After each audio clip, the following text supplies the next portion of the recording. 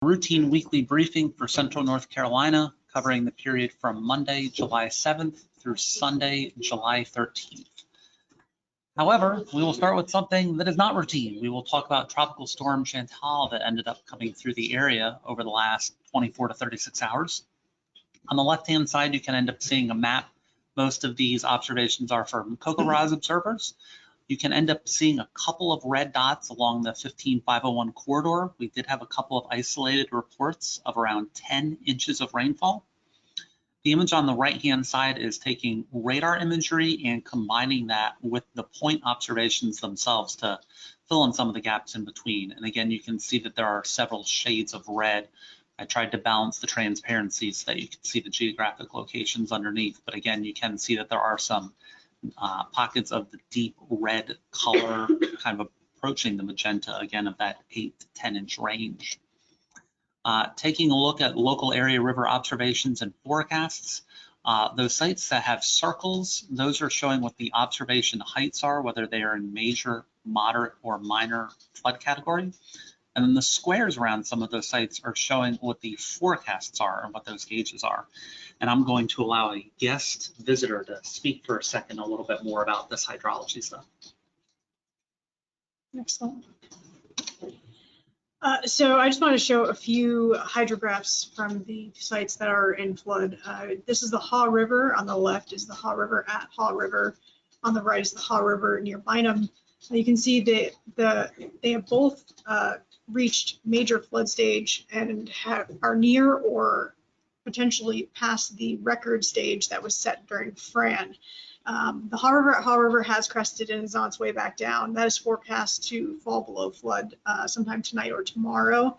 But the Haw River at Bynum, the gauge itself is having some issues. We think there may be some debris at the gauge site, which is downstream a little ways of the 15501 bridge. And so we will have to go out and survey to know for sure the stage that it reached. But that is potentially past the record flood set during Fran. That gauge should also start to fall here this afternoon and hopefully be below flood sometime later this week. Next is down the Cape Fear, we have Moncure, which crested just in the moderate category, and it is on its way back down with routed flow from counties as far as Randolph County.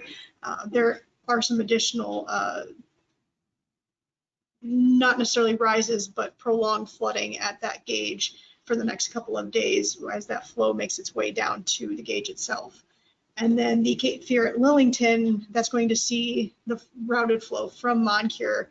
And so we are expected that to continue to rise, potentially reaching moderate flooding, although it appears to be slowing its rise just a little bit here recently. And lastly, these are not forecast points of ours, but they are of note as they have surpassed the record set during Fran. Along the Eno River at Huckleberry Springs and in Durham itself, they have reached major flooding and have passed the record stage. Looks like they are leveling out a little bit and still in flood.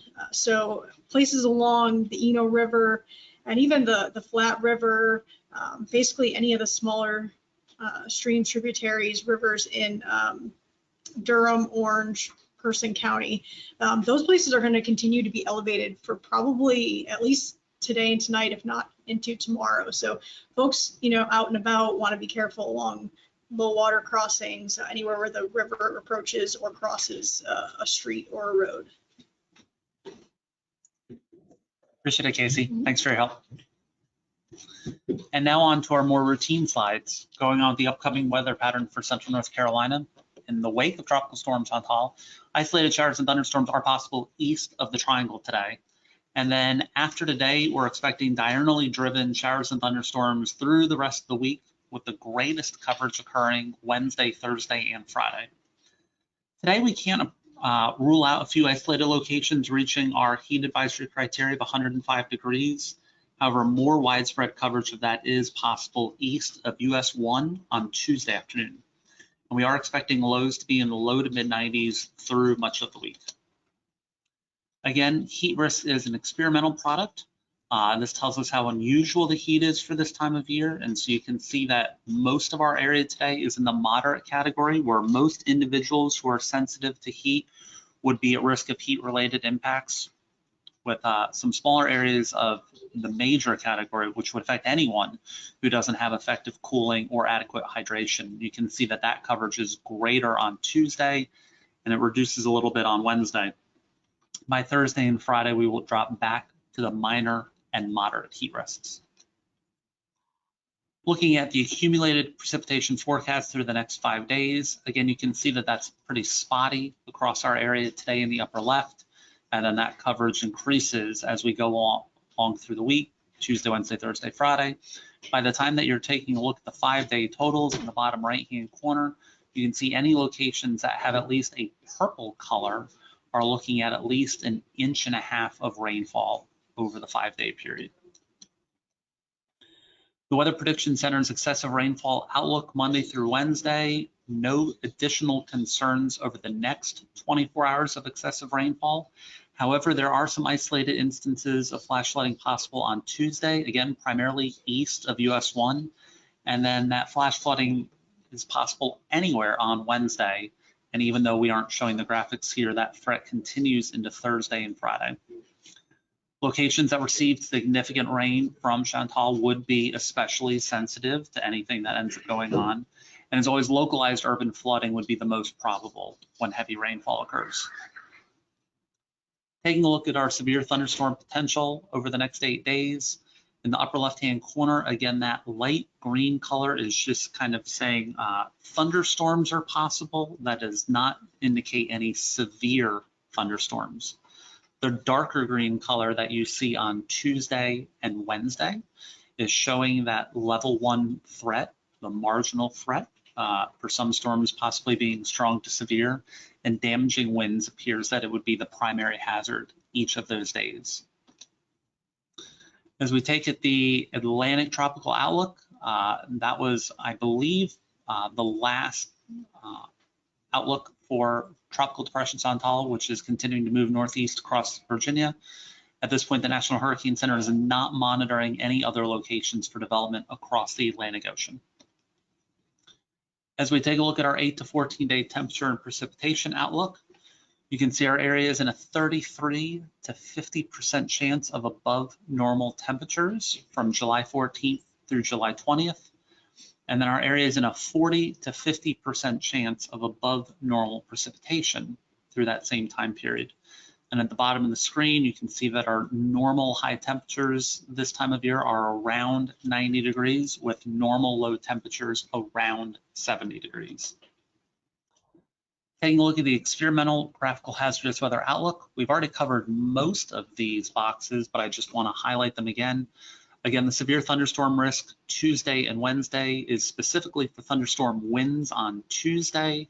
There aren't particular hazards shown out on Wednesday, but it does appear likely that it would be severe thunderstorm winds on Wednesday. Anytime we have a chance of lightning in the forecast, that is going to end up showing up in those risk level categories. So somewhere across our forecast area, we have a chance for lightning each day. As I already mentioned, we have a marginal risk for excessive rainfall Tuesday, Wednesday, Thursday, and Friday. When it comes to the extreme heat, again, I showed you the graphics for Monday, Tuesday, and Wednesday. I wasn't able to find any purple pixels, only red pixels on Wednesday. And then that threat will end up decreasing as we go later on in the week. So again, our weather summary: in the wake of Tropical Storm Chantal, isolated showers and thunderstorms are possible east of the triangle today. After that, we're expecting diurnally driven showers and thunderstorms to continue through the next several days.